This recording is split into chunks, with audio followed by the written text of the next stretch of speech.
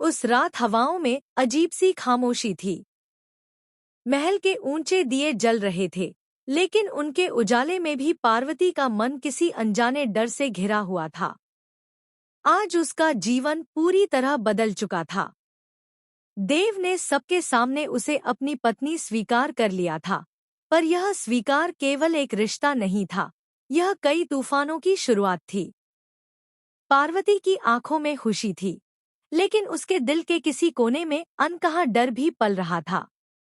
वह जानती थी कि देव के करीब आना आसान नहीं, क्योंकि देव का जीवन रहस्यों, जिम्मेदारियों और विरोधों से भरा हुआ था।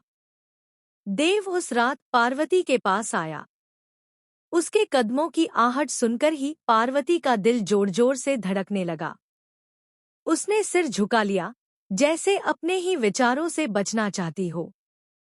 देव ने धीरे से उसके पास बैठते हुए कहा, आज से तुम सिर्फ मेरी पत्नी नहीं, मेरा विश्वास हो। देव की आवाज में कठोरता नहीं, बल्कि गहरी सच्चाई थी। पार्वती ने पहली बार महसूस किया कि देव केवल एक शक्तिशाली पुरुष नहीं, बल्कि एक ऐसा इंसान है जो अपने दिल में बहुत कुछ छुपाए हुए है। पार्वती ने हिम्मत जुटाकर उसकी ओर देखा। उसकी आंखों में सवाल थे, शिकायतें थी और उम्मीद भी।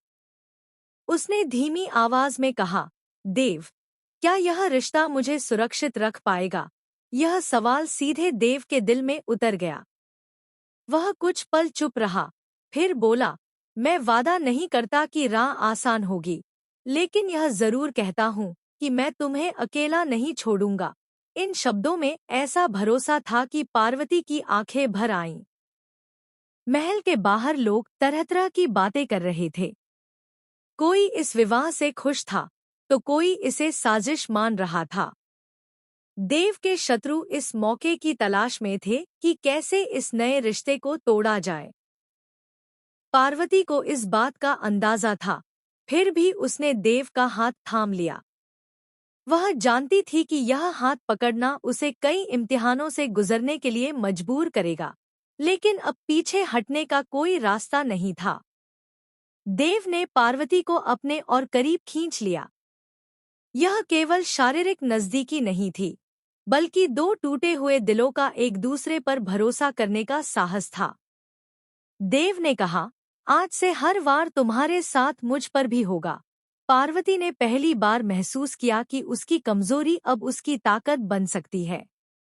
देव का यह रूप उसने पहले कभी नहीं देखा था, संवेदनशील, जिम्मेदार और बेहद गंभीर। लेकिन यह रात